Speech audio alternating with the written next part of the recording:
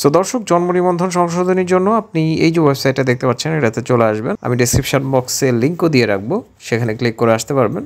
এই যে আপনি গুগলে গিয়ে সার্চ করতে পারেন, কোনো সমস্যা নেই। জন্ম নিবন্ধন এটার উপর ট্যাপ করে ধরে রাখুন। আপনি এটা মোবাইল দিয়ে করতে পারবেন। এই যে জন্ম নিবন্ধন সংশোধন, তথ্য সংশোধন, এটাতে ক্লিক করুন। আপনার যে জন্ম নিবন্ধন নাম্বার সেটাকে এখানে দিন, তারপরে জন্ম তারিখ দিন। জন্ম তারিখের এখানে ক্লিক করলে এরকম চলে আসবে ক্যালেন্ডারের মতো। তারপরে আপনি এটাতে ক্লিক করুন। এখানে সালটাকে আপনি দেখতে পারেন। আপনি এটার উপরে যদি ক্লিক করেন, কত থেকে কতর মধ্যে আপনি সাল চাচ্ছেন সেটা চলে আসবে। এই যে দেখতে পাচ্ছেন চলে এসছে। তো আমি এখন চাচ্ছি হচ্ছে 1990 থেকে এটা চাচ্ছি। এই যে দেখতে পাচ্ছেন চলে এসছে। এটাতে ক্লিক করলেই এটাতে ক্লিক করলাম। তারপরে এখানে দেখুন আমার জন্ম যে সালটা সেটা চলে এসছে।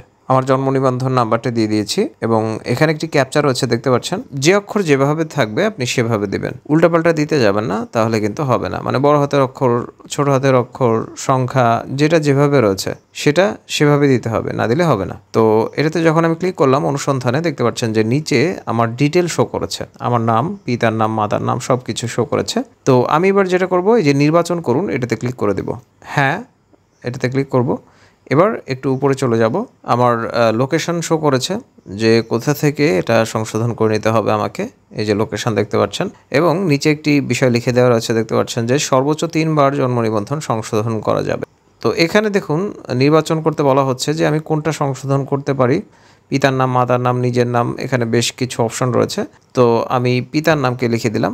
এবার চাহিত সংশোধিত তথ্য আমি এখন যেটা চাচ্ছি সেটা এখানে লিখে দেব। আমি আবার বলছি, যেটা রয়েছে আপনার জন্ম নিবন্ধনে এখানে সেটা না, কিন্তু মানে আপনি এখন যেটা নতুন চাচ্ছেন সেটা এখানে লিখে দেবেন। তো আমি এটা লিখে দিয়েছি। এবার সংশোধনীর কারণ ভুল লিপিবদ্ধ হয়েছিল।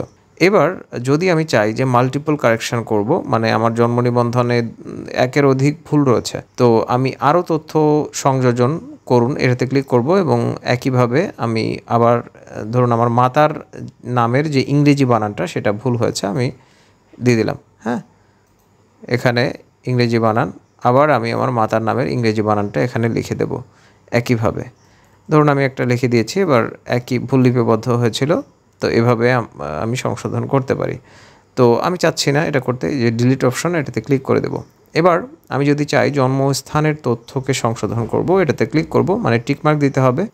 এখানে দেশকে প্রথমে সিলেক্ট করতে হবে। সিলেক্ট করার পর এখানে বিভাগ, ধরুন এভাবে অপশনগুলো খুলে যাবে, আপনি এভাবে পূরণ করে দিন। হ্যাঁ, তো এটাকে আমি পূরণ করে দিয়েছি দেখতে পাচ্ছেন। যেগুলোতে রেড মার্ক রয়েছে, স্টার চিহ্ন রয়েছে, যেগুলোতে লাল, সেগুলো অবশ্যই পূরণ করতে হবে। এইটা এখানে যে অপশনটা দেখতে পাচ্ছেন, এটা যদি আপনার না থাকে তাহলে এখানে এভাবে দিন, তাহলে হয়ে যাবে।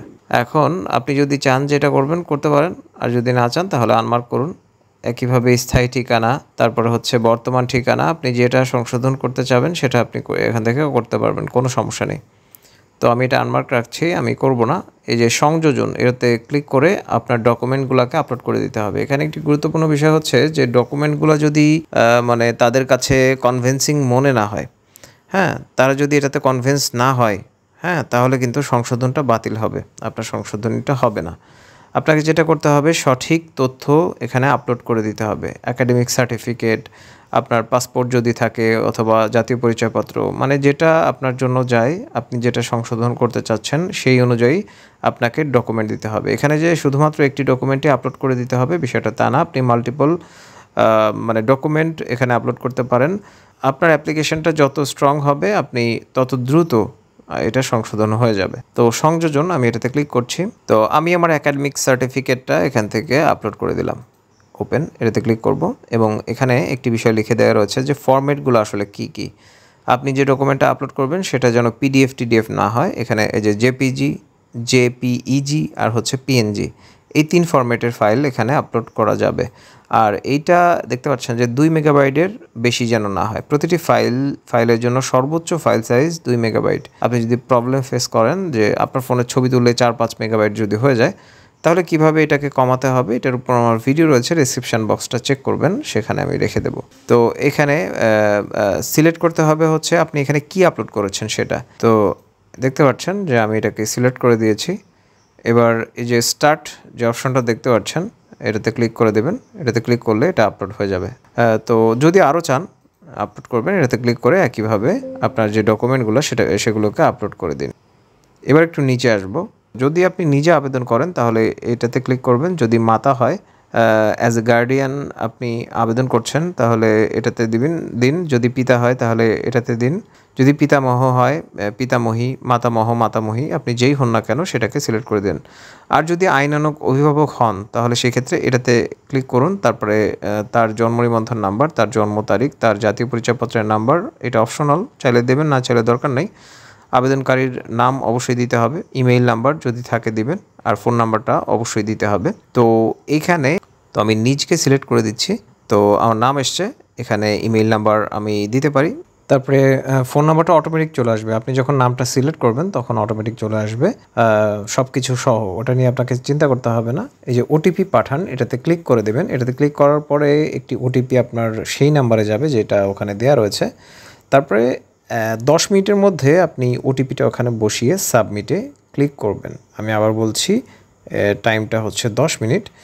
10 মিনিটের মধ্যে দিবেন। তারপরে এরকম একটি পেজ আসবে। এখানে আসার পরে এখানে আবেদনের যে নাম্বারটা রয়েছে এটাকে কপি করুন। তারপরে এখানে ডেট রয়েছে দেখতে পাচ্ছেন। এই ডেট অনুযায়ী আপনাকে, মানে এই ডেটের মধ্যেই আপনাকে কাগজপত্র সহ আপনি যেটার আন্ডারে সেখানে আপনাকে উপস্থিত হতে হবে। যদি আবেদনপত্র ডাউনলোড করতে অসুবিধা হয় তাহলে এই যে জন্ম নিবন্ধন, এটাতে ক্লিক করে আবেদনপত্র ডাউনলোড এটাতে যাবেন। তারপরে এই যে আবেদনের ধরন, প্রথমে ধরনটাকে সিলেক্ট করবেন, এই যে জন্ম নিবন্ধন সংশোধনের জন্য আবেদন। তারপরে এখানে ওই যে যেটা কপি করতে বলেছিলাম আইডি নাম্বার, ওটা দিয়ে দিন। তার আগে জন্ম তারিখটাকে একইভাবে সিলেক্ট করুন যেটা আমি দেখিয়েছি এর আগে। তো দিয়ে এটাতে ক্লিক করুন, প্রিন্টে ক্লিক করুন আইডি নাম্বার। তারপরে এরকম আসবে যেখানে আপনার যে অ্যাপ্লিকেশন ফর্মটা সেটা থাকবে, এটাকে সেভ করে নিন। বাকি যে কাগজপত্র সেটা দিয়ে আপনি আপনার ইউনিয়ন পরিষদ অথবা আপনি যেটার আন্ডারে সেখানে গিয়ে জমা দিন। তারপরে আপনি আপনার জন্ম নিবন্ধনটা সংশোধন করতে পারবেন। আসসালামু আলাইকুম, সবাই ভালো থাকবেন।